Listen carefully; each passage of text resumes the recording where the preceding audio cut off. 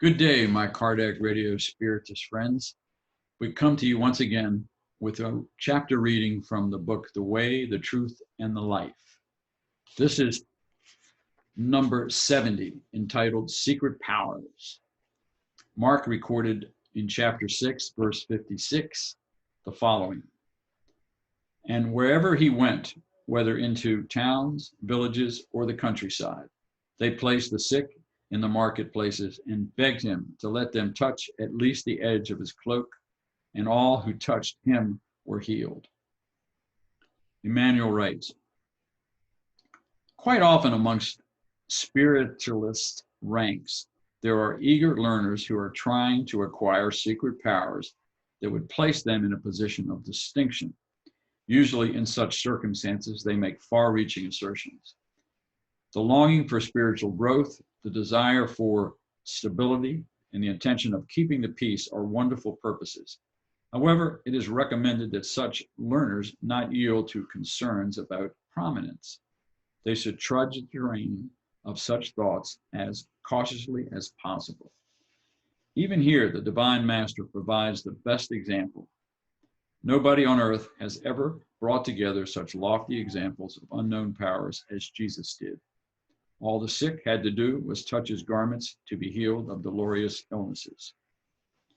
His hands gave movement back to paralytics and sight to the blind. Yet on the day of Calvary, we see the Master wounded and insulted without using the powers of his divine appanage.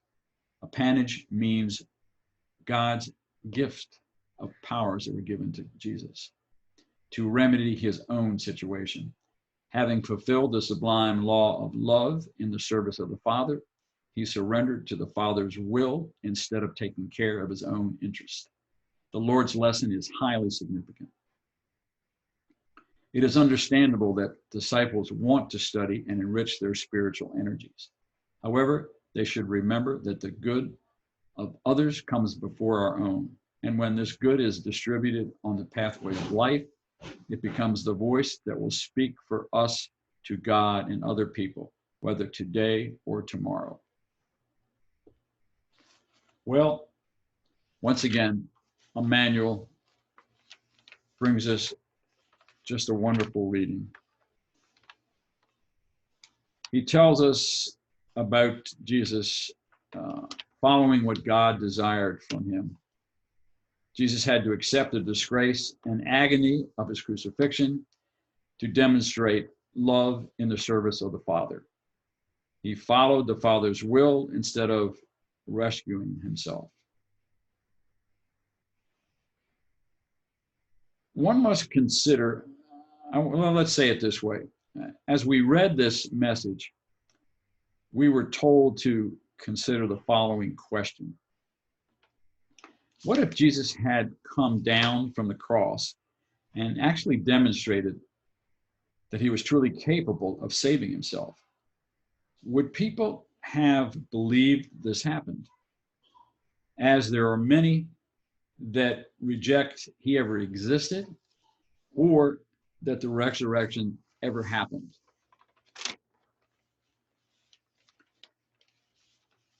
One must consider that in the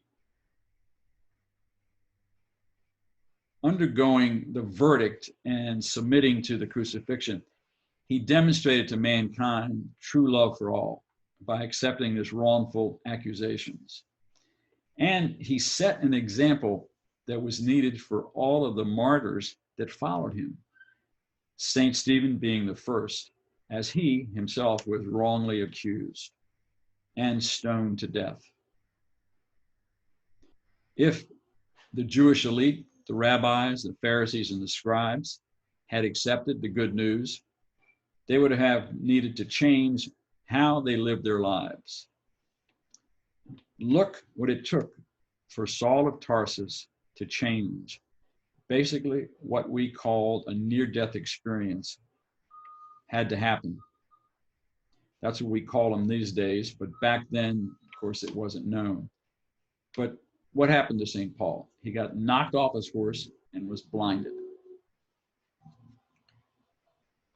And we know that near-death experiences, 99% of the time, maybe even 100% of the time, they change people's life towards a life of love and helping others.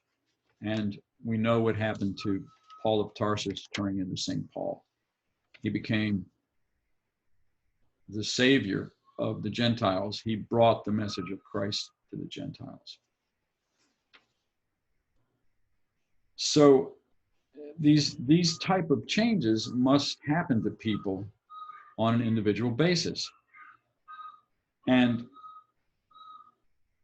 this brings us to the fact that we must change internally.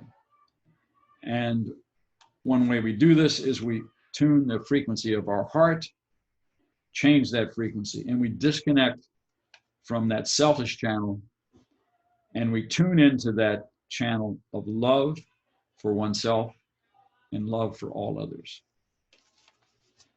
This is highly necessary these days when we have this virus in front of us. And we know that what we can do, what each one of us individually can do, is to work on remedying that selfish frequency that we have within our spiritual body. We must disconnect and reestablish a new habit, which is that love of ourselves and being grateful and humble. And then, of course, accepting all others, knowing that we need to share and that all people are the same, from the rich down to the poor, from the highly intelligent down to the ones that need help learning. That's it, my Cardiac Radio spiritual friends.